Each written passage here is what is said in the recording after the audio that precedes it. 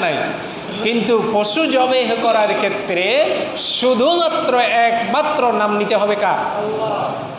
আর কারো নাম নেওয়া জায়েজ না।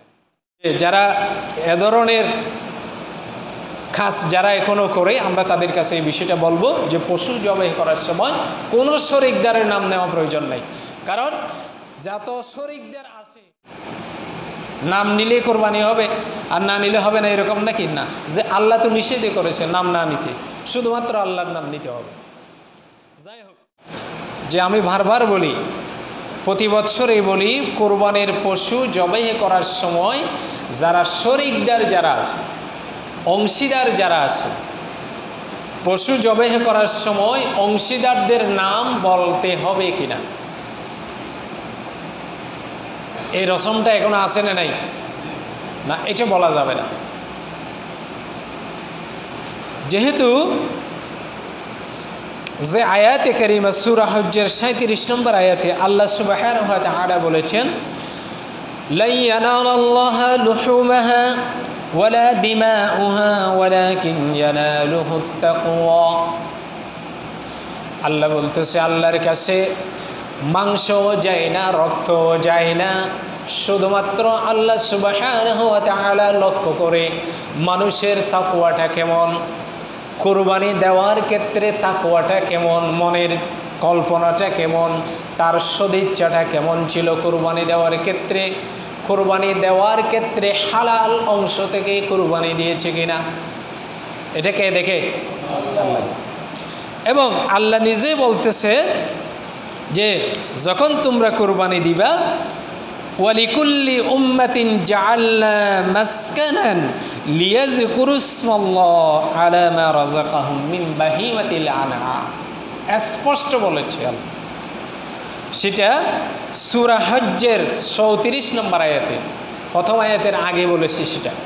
আল্লাহ কি বলেছে? ইয়াযকুরু ইসমাল্লাহ, আল্লাহর নাম উল্লেখ করবে, মা রাযাকাহুম, যে রিজিক তোমাদেরকে দিয়েছেন, মিন বাহিমাতিল আনআম, চতুষ্পদ জন্তু জবাই করার সময়। এখানে আর মানুষের নামের কথা আছে? তাহলে পশু জবাই করার সময়, যেহেতু হজের আয়াত, কুরবানির আয়াত, এই আয়াতের ভিতরে আল্লাহ স্পষ্ট বলেছে যখন পশু জবাই করা হবে তখন একমাত্র নাম নিতে হবে কার? আল্লাহ। অন্য কারো নাম নেওয়া, কোনো অংশীদারের নাম নেওয়া দরকার নেই।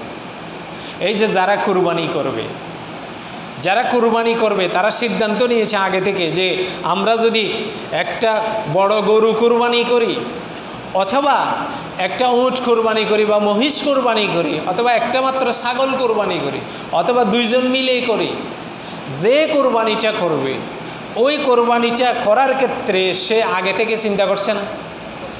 কথা বলেন না? বাজেট কত টাকা হবে এটা ওই হিসাব মিলাইছে না?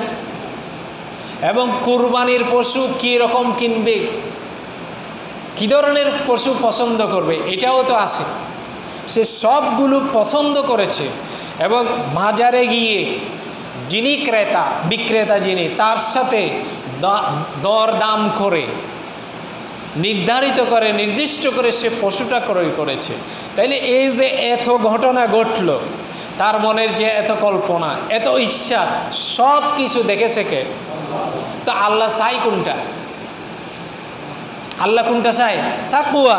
আপনার আমার ইয়ানালুহুত তাকওয়া মিনকুম, তোমাদের ভিতর থেকে তোমাদের তাকওয়াটাই দেখে, মনের কল্পনা, তোমার কুরবানি দেওয়ার ক্ষেত্রে, ত্যাগের ক্ষেত্রে তুমি কোন জিনিসটা কুরবানি দিতেছ, কিভাবে দিতেছ, কোন পদ্ধতিতে দিতেছ, এটাই তো আল্লাহ দেখে। তাহলে জবাই করার সময় আবার শরীকদার যে আছে বা যে কুরবানি দিচ্ছে তার নাম কেন বলতে হবে? এটা অনেক সময় শিরকের পর্যায়ে যায়। এটা যদি জবাই করার সময় আল্লাহর নাম ছাড়া যদি অন্য কোনো ব্যক্তির নাম এখানে যদি নিয়ে আসা হয়, এটা অনেক সময় শিরকের পর্যায়ে যাবে। যেহেতু যে কোনো কাজ করার ক্ষেত্রে যেখানে আল্লাহর নাম উচ্চারণ করে বা যেখানে আল্লাহর নাম নেওয়া হয়, সেখানে যদি অন্য কাউকে সম্পৃক্ত করে তখন কি হয়ে যায়? শিরক হয়। এই জন্য পশু জবাই করার সময় কোনো মানুষের নাম নেওয়া যাবে না, কোনো মানুষের নাম।